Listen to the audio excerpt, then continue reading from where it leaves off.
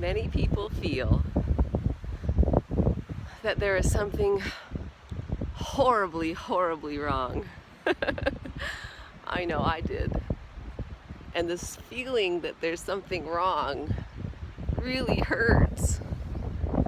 And for some it is just excruciating. Isn't it?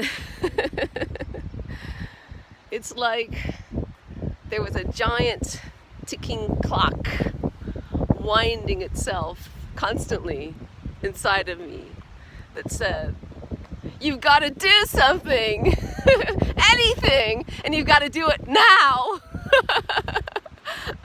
And you don't know what it is, and so you look around and you look for some people that might have the answer.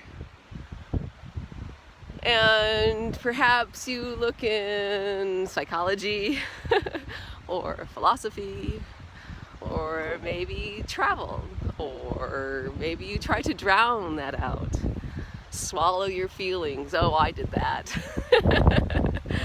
Or drink it out, or take drugs, and just try to get rid of that. It just hurts so bad, and you don't know what it is. And no one seems to have the answer. And then you might fall into some people who say they have the answer. And you might try starting some of these things, like saying to yourself all the time, it's all right. Oh boy, I was a great pretender. I guess that was my main method. I was just pretending that everything was all right.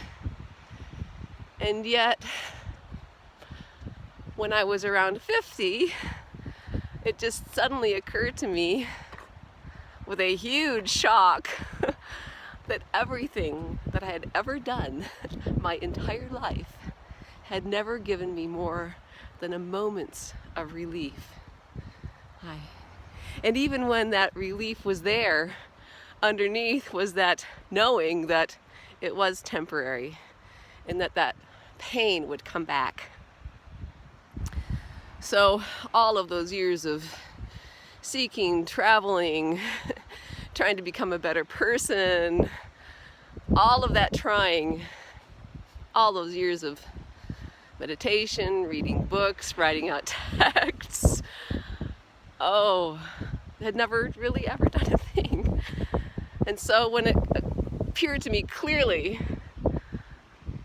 that I was truly fucked, it was like a month where I was just stunned. Wow, all that trying had never worked.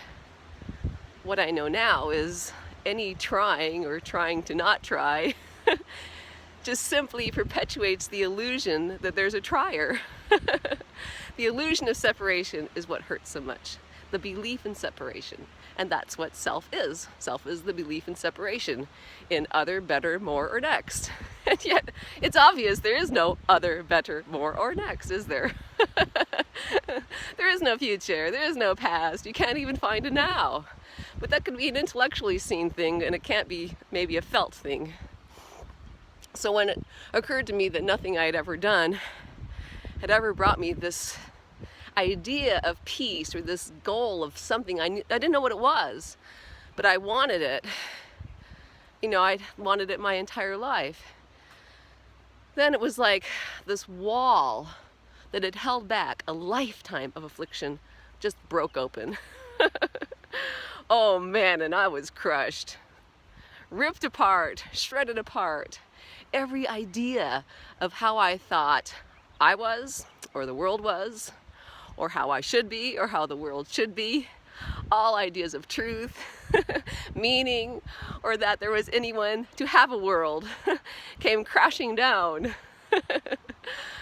And awakening is not a walk in the park. It hurts like hell. And you can't make it happen because you are these beliefs and ideas. You are the clutching, you are the grabbing, you are the trying. How can the trying stop trying? How can an idea erase itself? How can a belief unbelieve itself? So a lot of people have these glimpses of unicity, and they like that. They want to hold on to it and grab it because they know it's magic. But then trying to grab onto it or make it go continuous prevents it from going continuous. So these free glimpses just make you seek harder, and it's just going to twist and turn and twist and turn until suddenly, or perhaps over time, it will dawn on you that no method or practice is ever going to lead to this. And the teachers who say that something can lead to this, well, they are just perpetuating the illusion of separation. And seekers love that stuff. They just love it. Oh, meditation or stand on your head or whatever, because it keeps the seeker safe. It keeps the self, the idea of separation, safe. And the self doesn't want to go away because it evolved in order to keep the organism alive, to keep the species going. And it's not a bad thing. Self doesn't go away. It's just seen as a mental fabrication, as is all separation. And that's all that happens. And it's spectacular.